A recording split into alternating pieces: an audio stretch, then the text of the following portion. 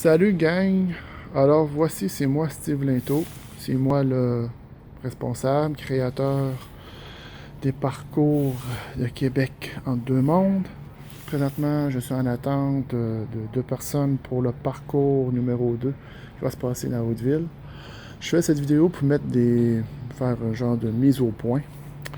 Alors voici. Parcours entre deux mondes, c'est rien de compliqué. C'est ceci. Deux amis que j'ai depuis fin 2012.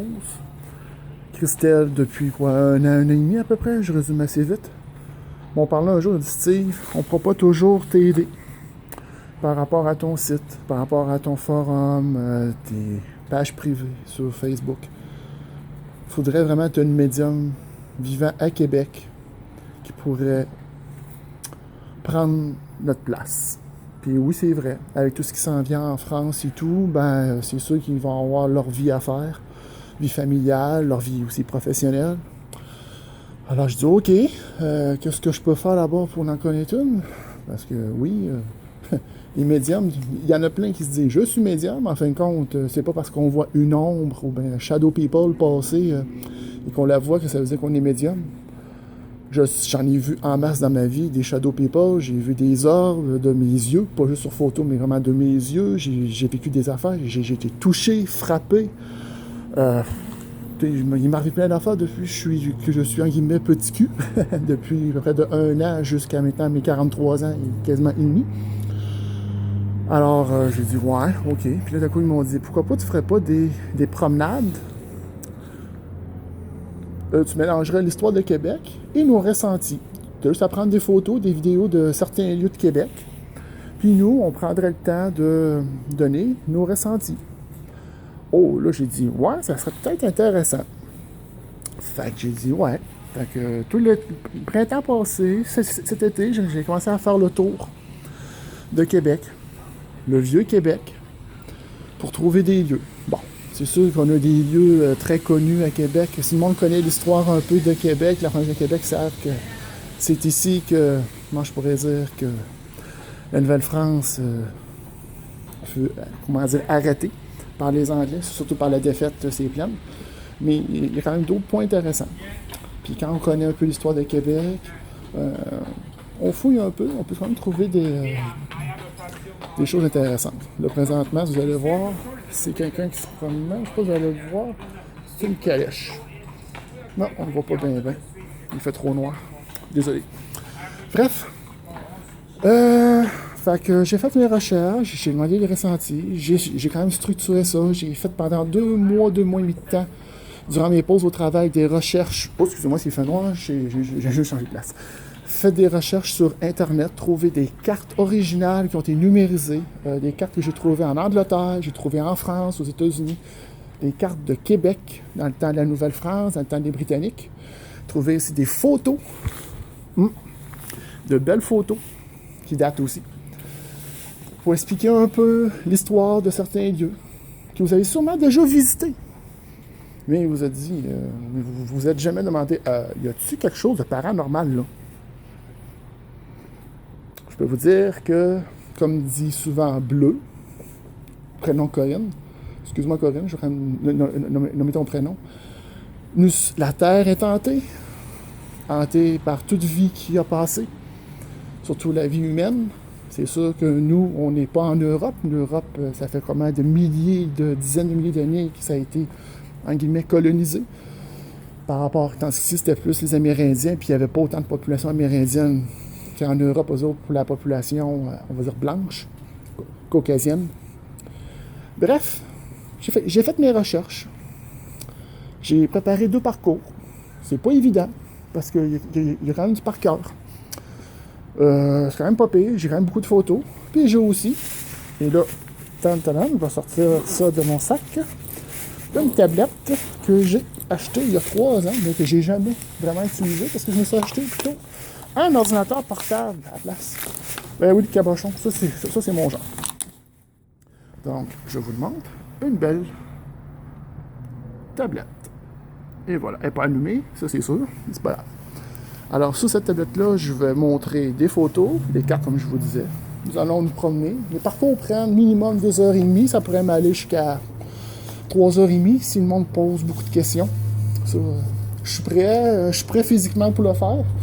C'est sûr que quand l'hiver va arriver, peut-être qu'on va faire des petites modifications côté parcours. Présentement, comme je vous dis, ça commence les plaines d'Abraham, proche des bureaux administratifs du parc de champ de bataille, donc au 390 rue de Bernières. Ça, c'est le parcours numéro 2. Le parcours numéro 1, ça commence exactement au Carré-Zioville, puis on s'en va dans le Vieux-Québec, on descend à la Basse-Ville, dans le coin du Vieux-Port, puis on reprend le funiculaire, pour remonter à Haute-Ville, pour finir proche, je dis bien proche, du Château Frontenac. Je ne dirais pas l'endroit où j'ai vécu quelque chose de particulier à cet endroit-là, en lien avec une vie antérieure.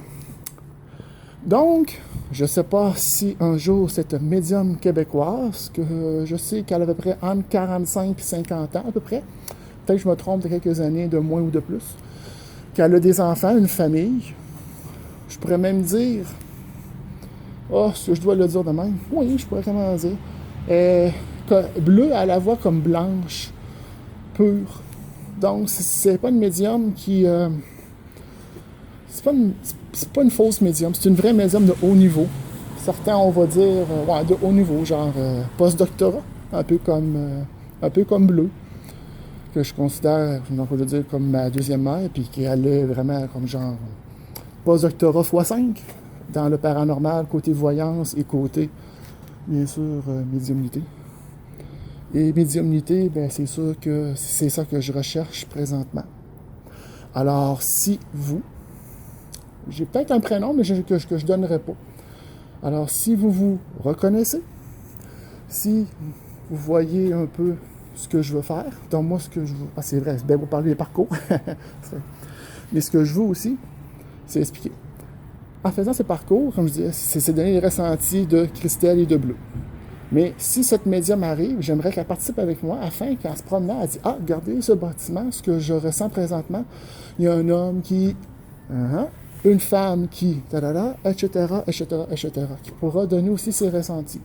D'autres ressentis que Bleu, Corinne et Christelle n'ont pas vu. Parce que c'est sûr que j'ai pas montré la Ville du Québec au complet en photo. C'est impossible. Donc, et j'aimerais ça aussi plus tard, et ça c'est le plus important pour moi, que Radio Outre-Tombe ne soit pas juste deux parcours à se promener dans le Vieux-Québec, c'est plaines, expliquer c'est quoi, les phénomènes paranormaux qu'il y a là, l'hantise résiduelle ou active. Sans contact en passant avec les défunts, je ne prends aucun contact avec les défunts, je ne suis pas médium, je l'assume amplement et ça ne me dérange pas.